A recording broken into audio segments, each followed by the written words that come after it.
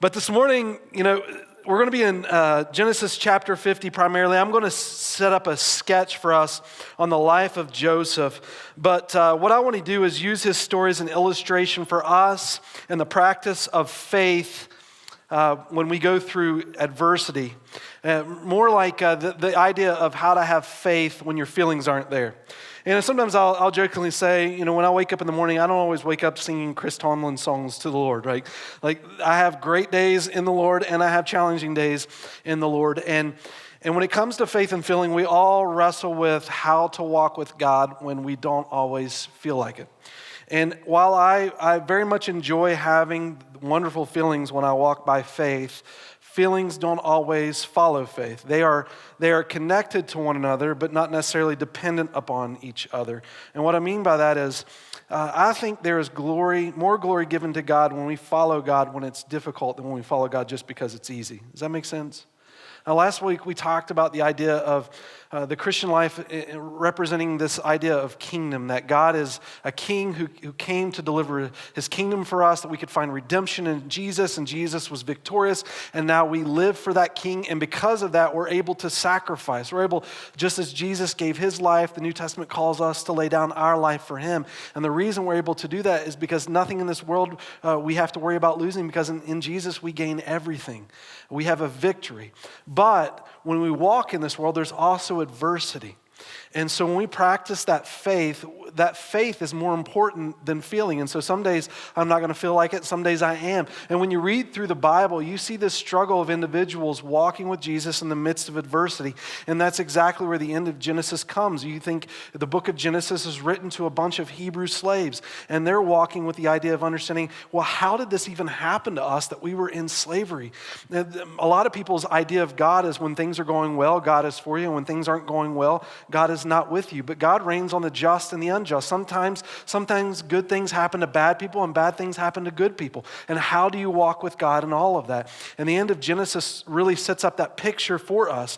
But in light of that, I'm going to read this psalm to us. This is Psalm 46.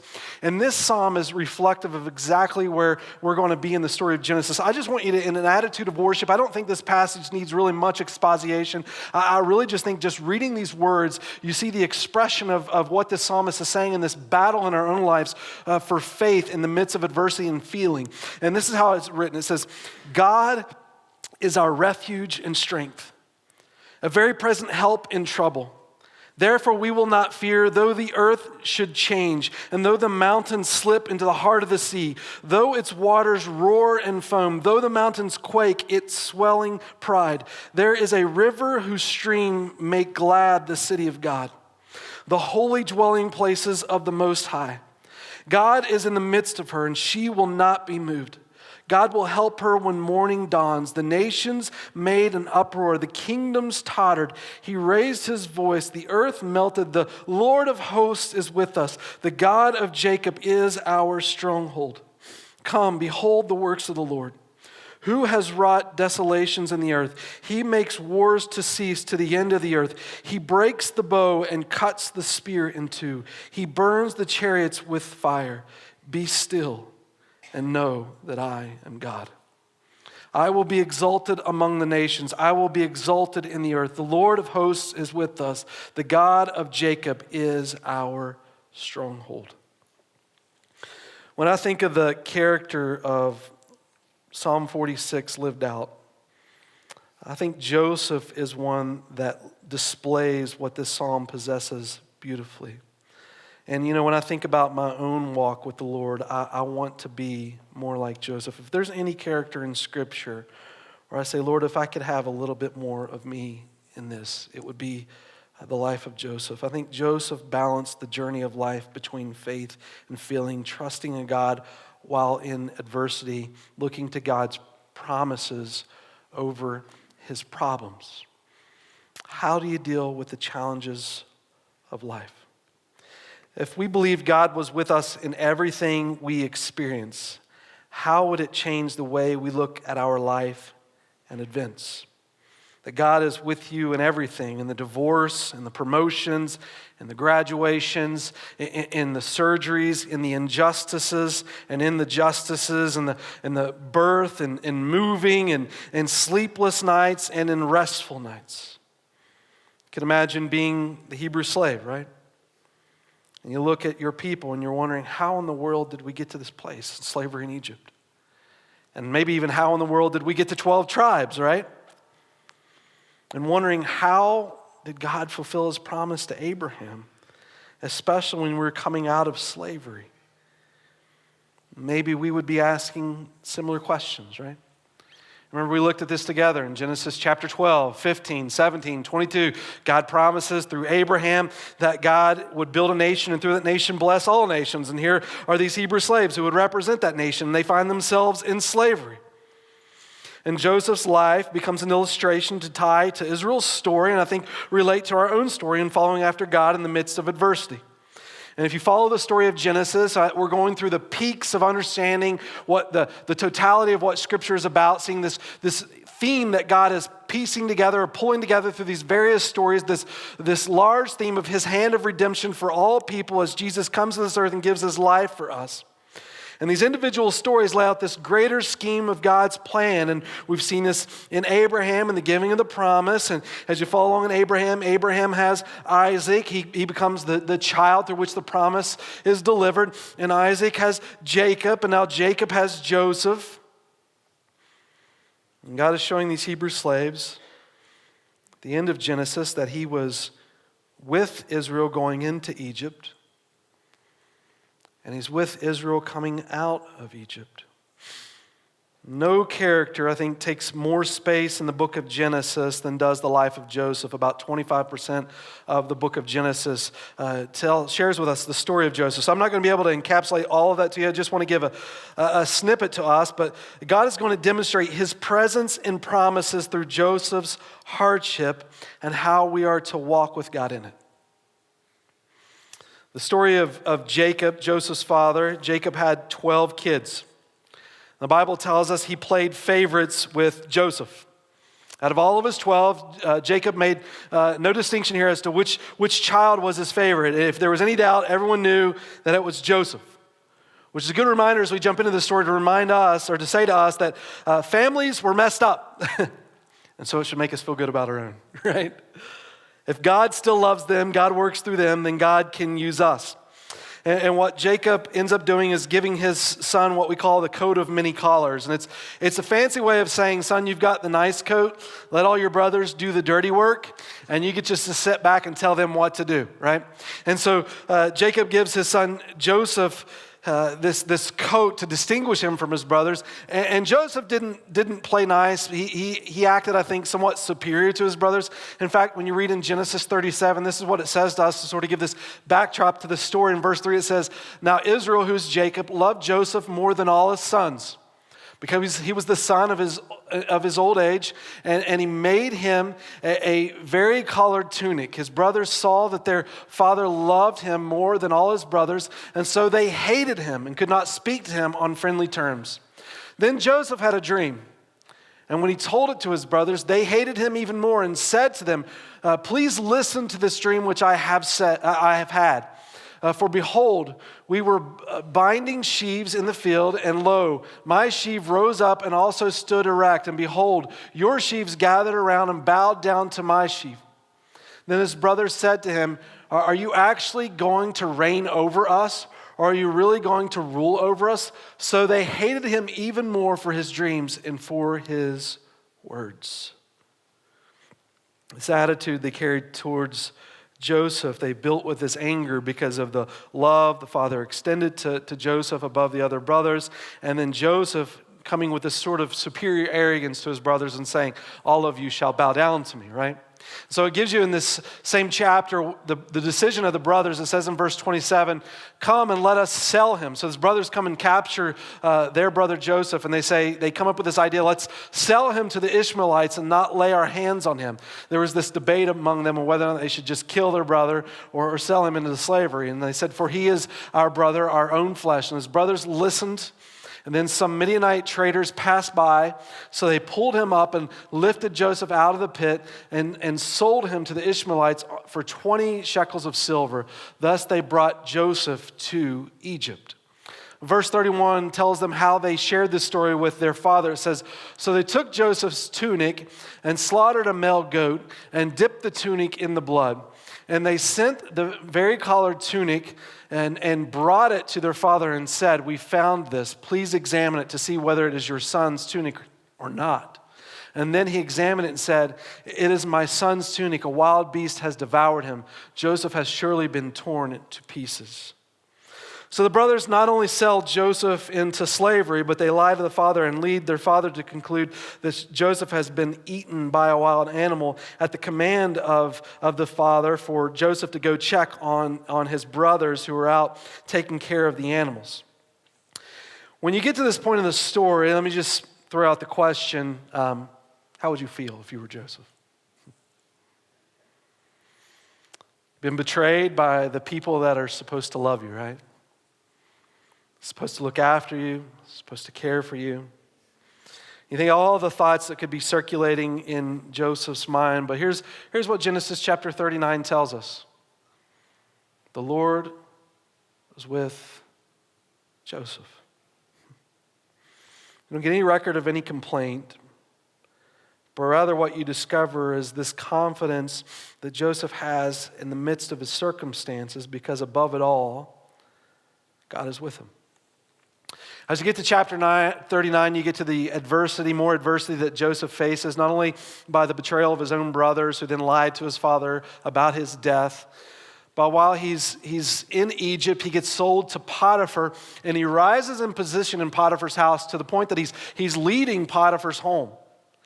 And during this time, he gets the eye of Potiphar's wife, and Potiphar's wife tries to tempt Joseph to the point that she actually grabs a hold of him.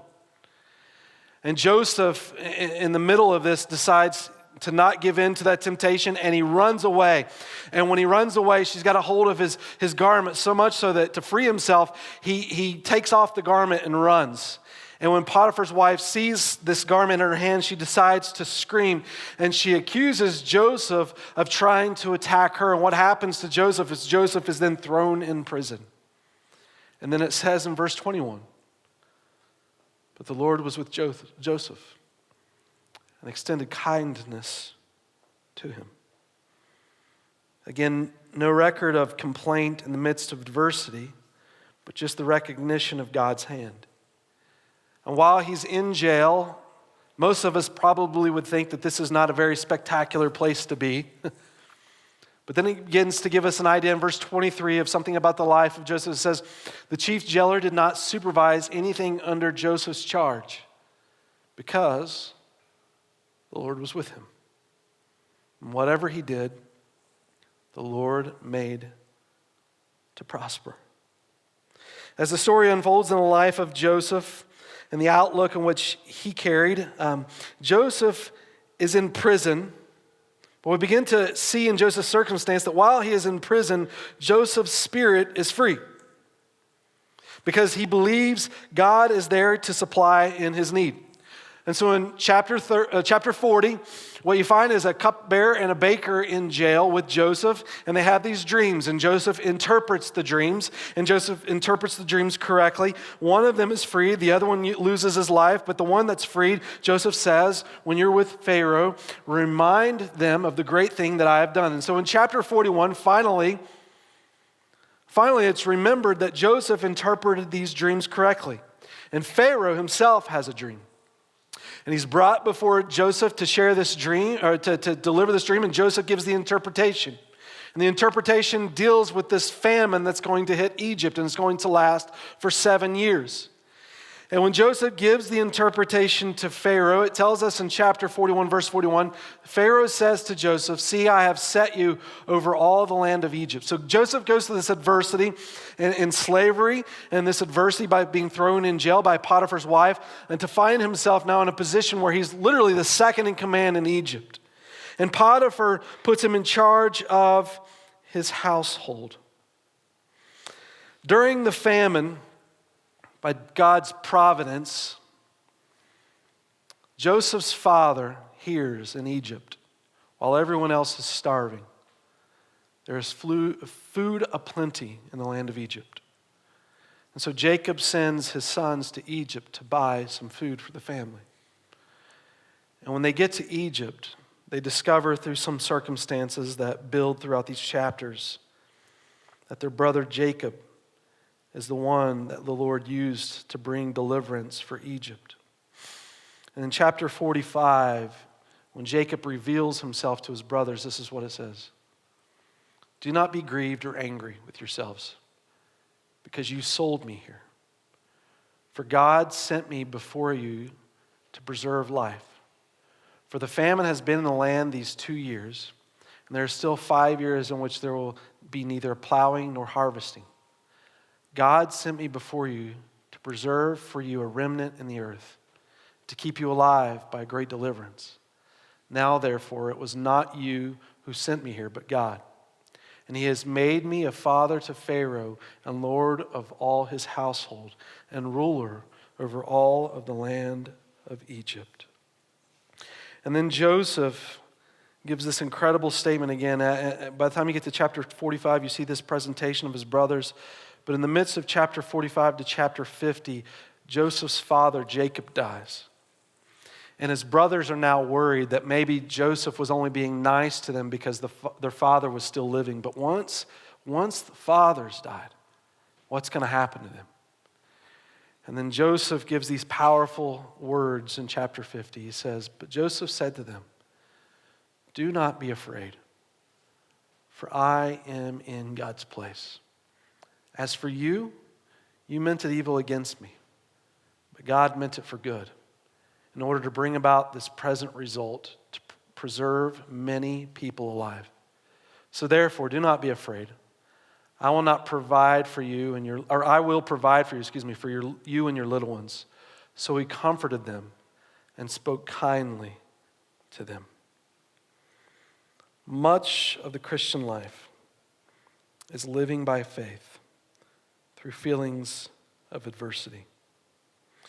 You see this idea of following the Lord in adversity in the life of Joseph. I think for us, there's even no greater example than Jesus, who was betrayed falsely and condemned like Joseph.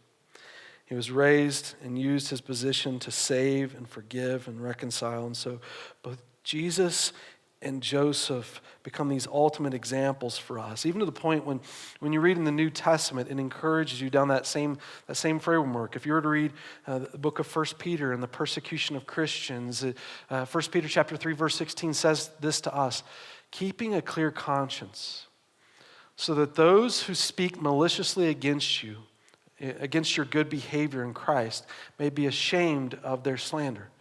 For it is better if it is God's will to suffer for doing good than for doing evil. For Christ also suffered once for sins, the righteous for the unrighteous, to bring you to God. He was put to death in the body, but made alive in the spirit. How do you do that, right? I would like to say my whole life I've been perfect at it. Every time someone showed me that I was number one as they drove by, I responded and said, God bless you. Right? How? How do you do this? I mean, this is certainly the place in our lives where the rubber meets the road. The reality of where my Christian faith is discovered in the adversity that I experience. How do I live and trust in God in my struggles? It's not that I don't recognize this passage of 1 Peter 3:16 as important. It's rather figuring out how to connect it to the circumstances in which I walk in, like Joseph and like Psalm 46 says. The point of Joseph's story isn't to say to us, avoid sexual relations with cougars and you become president or prime minister. I mean, I'm not trying to say to you today, look, if you follow God, you're going to get everything that you ever want in your life, right? I mean, there's adversity throughout all of our experience in this world, whether you're Christian or not. I mean, you think about what Joseph went through, what we just said about his life. Joseph endured physical and sexual abuse. And he walks with God. Maybe if I would just equate another thought, maybe that's not expressed with Joseph, that I could also relate to us as human beings, is the idea that we go through abuses physically, we can go through abuses sexually, you can go through abuse spiritually. I think some of my life is dealing with people that have just felt some trauma in some spiritual abuse through people they trusted, right? It's hard to see God when light is convoluted in the dark. When people you trust lie to you. I think you put your trust spiritually with someone that is supposed to be a mentor to you, or physically, they take advantage.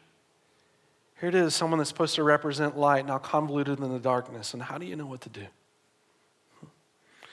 How can you allow those moments of hurt to refine you rather than define you? How do you trust God in the struggles? And I think the promises to Israel with the life of Abraham.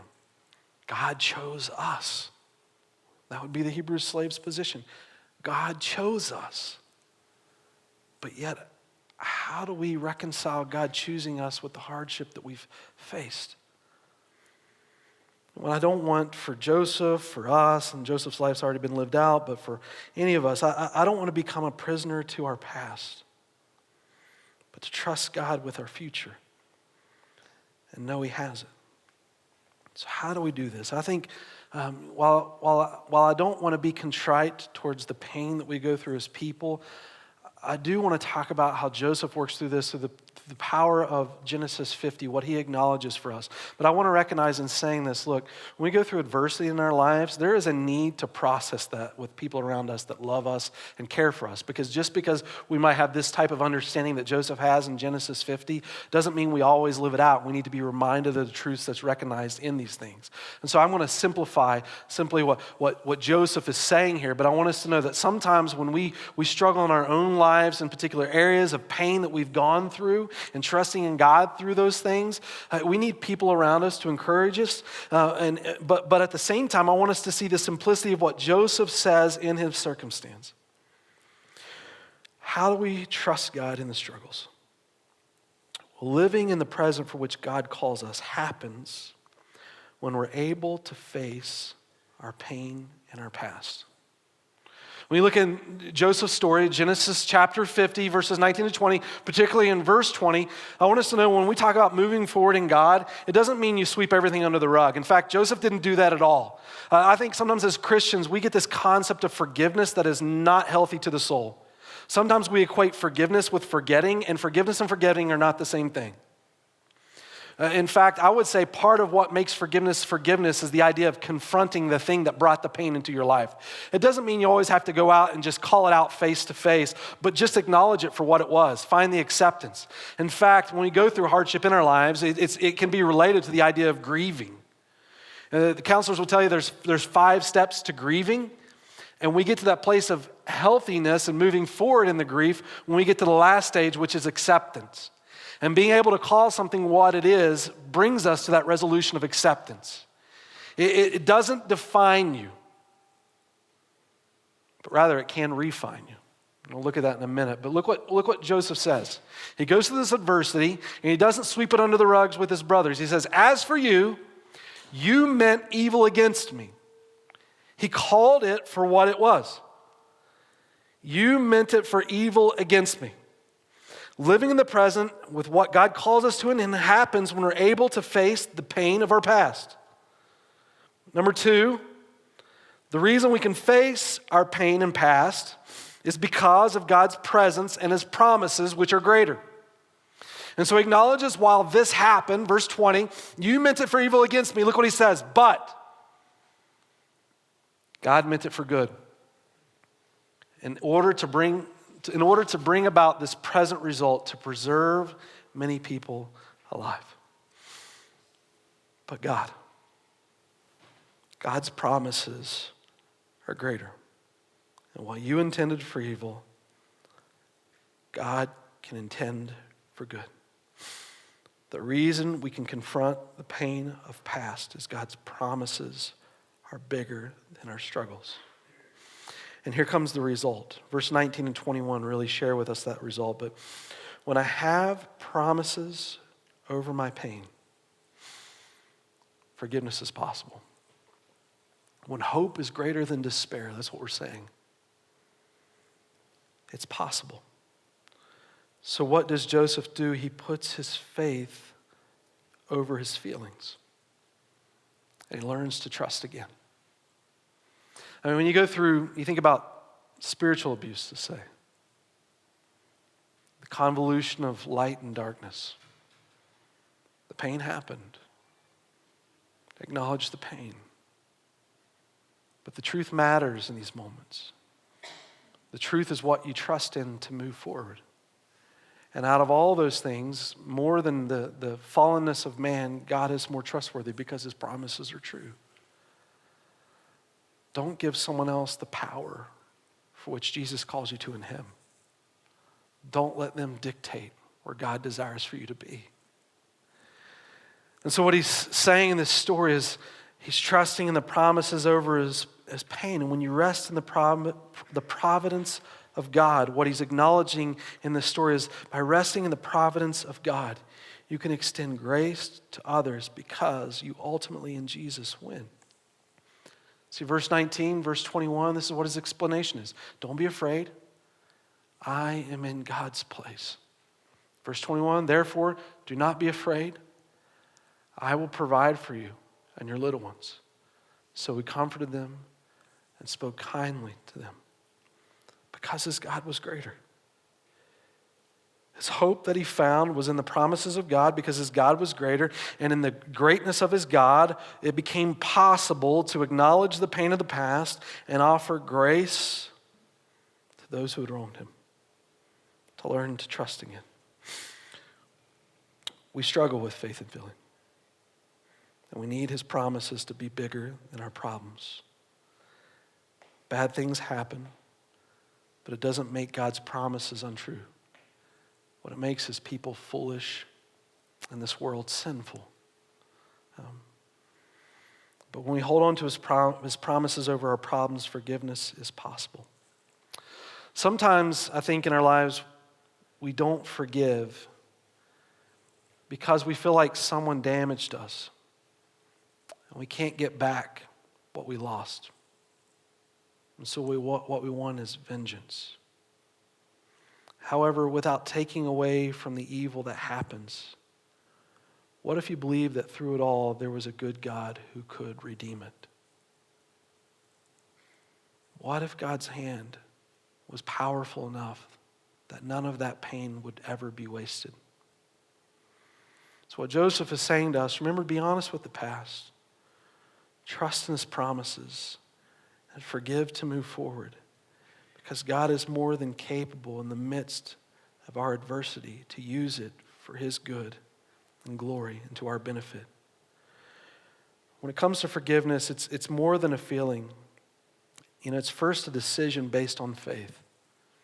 Sometimes we think in terms of forgiving other people. We have this idea that it's got to be about feeling like forgiving. But the reality is forgiveness is primarily built, I feel, on the promises of God. That regardless, he is greater. Forgiveness doesn't mean forgetting. Forgiveness means you get to be honest with the past. And forgiveness frees me so that I no longer project my past problems on my future successes. Forgiveness is about trusting in God's providence over my problems. And Joseph didn't know every detail of how things would work out, but he understood either way he was going to win because his God was faithful. And his God uses adversity. It isn't wasted. How would life change for us if we believed that God was with us in everything? You think about this for a minute. God didn't save Israel despite Joseph's suffering. God saved Israel in these moments through Joseph's suffering. It wasn't wasted. Guys, Jesus didn't save us despite his suffering. Jesus saved us through his suffering. God redeems it. God uses it. In fact, in the book of 1 Corinthians, I think it's important for us to know that God doesn't wait for adversity to go away and then decide to move, and we just got to sit there and twiddle our thumbs and hoping it's over. God is big enough to work through it all, trusting in him. 1 Corinthians chapter 1, Paul talks about that in our lives, that even in the present adversity that we all face, that on the back end of walking through this adversity, God uses that challenges in our own life to encourage other people where they are. It's not despite suffering, but God uses and works through it because God is more than capable of redeeming it all. For me, I don't think anyone lives this out better than Corrie ten Boom.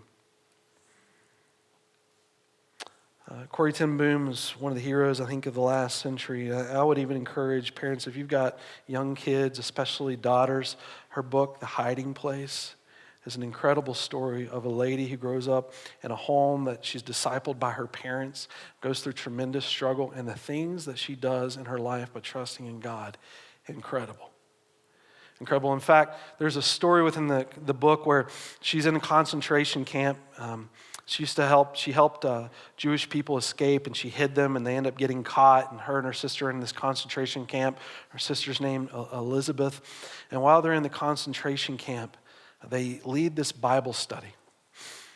And they do so that at the expense of risking their own lives. If the soldiers find out, they could be killed. And one of the things that Corrie ten Boom remarks during the book is that she hates in the particular camp that she's in or the particular house that she's being held in because there's so many fleas. She had the worst home out of the entire concentration camp. There's so many fleas, and they were just getting eaten alive, and she became so angry. And her sister said to her, "You need to even praise God for the fleas." And Corrie ten Boom struggled with that. Now, let me just say this. Look, when it comes to giving God praise, I don't think you need to give praise to God for everything. But I do think there is a way to give thanks to God in everything. Does that make sense? There's a difference between being thankful for and being thankful in. Like, I'm not saying, look, walk out today and be thankful for cancer. But there is a way in the midst of the struggles we face to be thankful in them, right? And Corrie ten Boom's sister Elizabeth looked at her and said, "You need to thank God for the fleas." Corrie ten Boom's thinking, why in the world would I do that? And so they're leading this Bible study in this concentration camp, and all of a sudden it dawns on Corrie ten Boom. These soldiers go into every home and ransack it and pillage it and are difficult on the people, but they kept walking past her home, and she realizes why. It's because they didn't want to be near the fleas. And in the midst of the fleas, God uses that to raise up a people to praise his name. Corrie's sister ended up losing her life in the concentration camp. But you know what's really amazing about Corrie ten Boom? Is after the war, she goes on to establish a home, and the purpose of this home is to help soldiers recover from the trauma of the war. And not just any soldiers, the same soldiers that killed her sister. Corrie ten Boom loves on the Nazi soldiers. How in God's name could you ever do that? How could you turn around to the same people that hate you and respond in love? I only know one way. God's bigger. And nothing is wasted. And he redeems it all. And I can imagine in moments like Corrie ten Boom's, there are some days that you don't feel like it. But your faith is bigger. And God is able. And what man means for evil, God uses it for good. If what? By faith. By faith you trust. I say that to us this morning, guys, to say this. Out of all the things that we talk about of the goodness of God's kingdom as we go through this series together, it's not to ignore the fact that in our lives we're going to have struggles. And what do you walk in? Feeling or faith? We walk by faith. It's the recognition that God's promises and his presence is with us. Doesn't mean we have to be thankful for everything, but in everything, his glory can be made known. That while we all face hardship, we don't want to ignore the pain of our past and the hardship that we go through. But in the middle of that, we find a place to acknowledge it and rest in the goodness of our God. Though the wars of this world will rage and battle even against our own soul. Psalm 46:10. Be still and know I am God.